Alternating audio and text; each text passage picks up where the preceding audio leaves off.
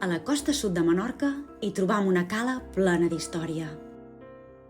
Formada per la desembocadura al mar dels barrancs de Beniadrís i Son Domingo, Cales Coves es configura com un paratge únic. Un indret on la bellesa natural es combina amb els misteris del passat.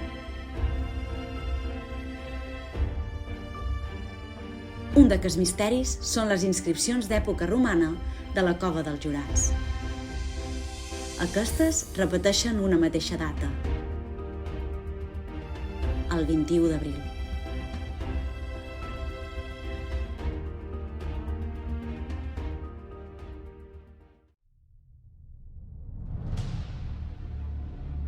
Al llarg de la prehistòria i l'època romana, Cales Coves va despertar l'interès dels pobladors menorquins. Al seu entorn s'hi localitzen una necròpolis i un embarcador d'època prehistòrica, un assentament costaner i un santuari d'època romana i imperial. La necròpolis, d'època talaiòtica, està formada per més de 90 coves i hipogeus d'enterrament excavats als penyals de la cala. Al seu interior, les comunitats menorquines hi practicaren diferents rituals al llarg de 1.500 anys.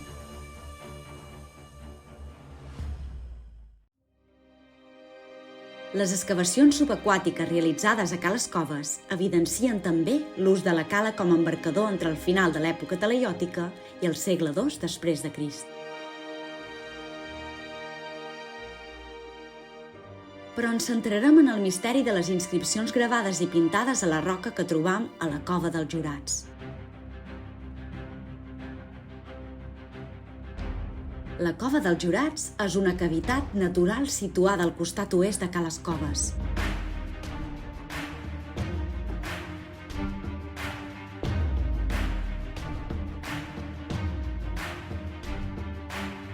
Coneguda també com Cova de l'Església, per les dues capelles interiors que presenta. Actualment disposa de part del sostre esfondrat.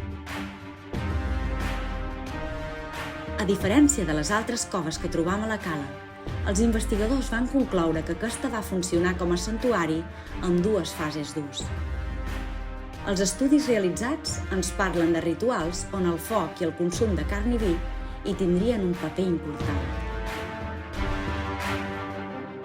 A l'entrada d'aquesta cova trobem un registre singular gravat a la roca.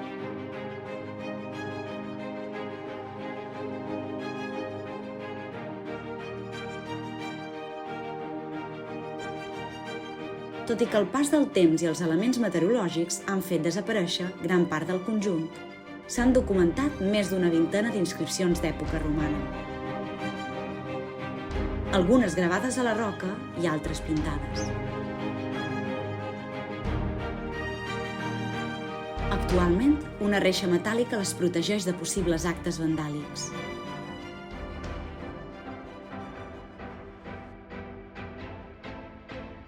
Per tal de preservar-les pel futur, s'han documentat mitjançant 3D per tenir-ne una còpia virtual.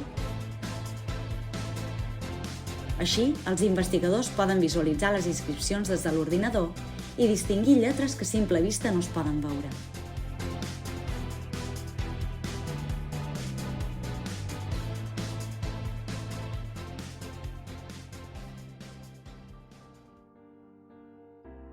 Es conserven un seguit de cartel·les de diversos tipus. En alguns casos, encara es pot veure la pintura vermella que omplia les lletres.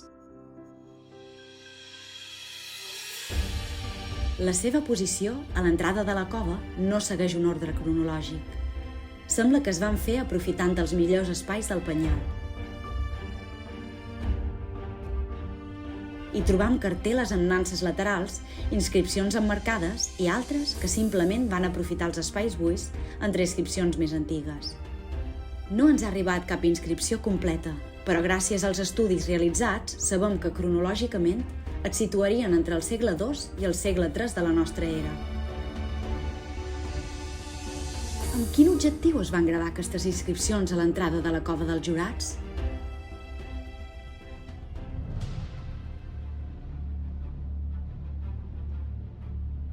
Quin significat tenien? Si analitzem la inscripció més completa, veurem que segueixen una estructura concreta.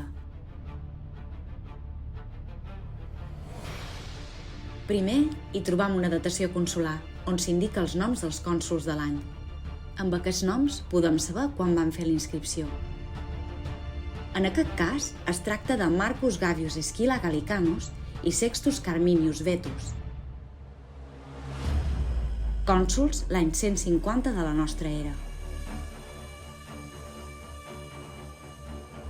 Seguit d'aquests noms, hi trobam una data, que es repeteix en totes les inscripcions.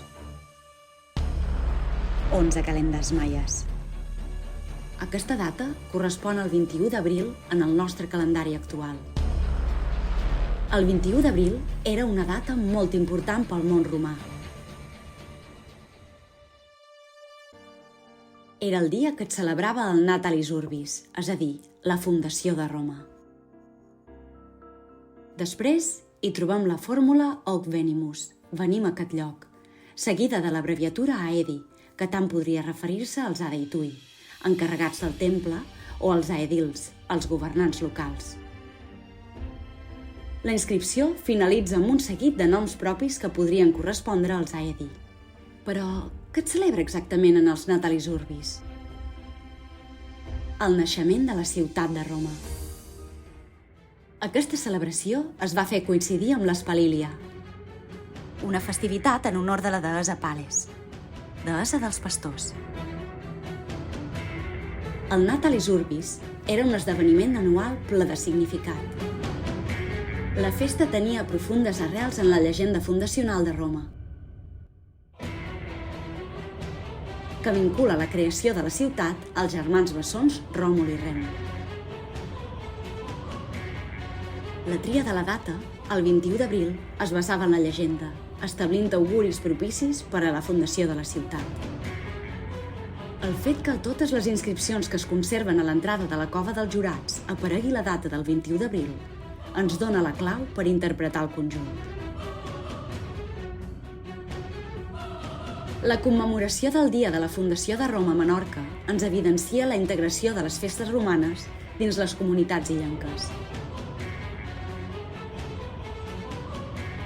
Una mostra de la romanització de la petita de les Balears.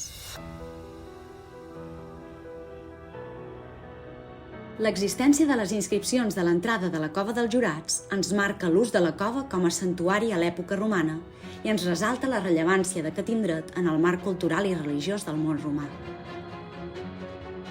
connectant la remota Menorca amb les glòries de la capital de l'imperi. Amb els seus penya-segats i aigües blaves, Cales Coves forma part del conjunt de jaciments talaiòtics recentment declarat Patrimoni Mundial de la UNESCO.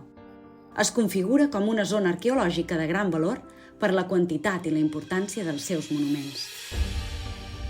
La cova dels Jurats i les seves inscripcions són un testimoni fràgil que cal preservar.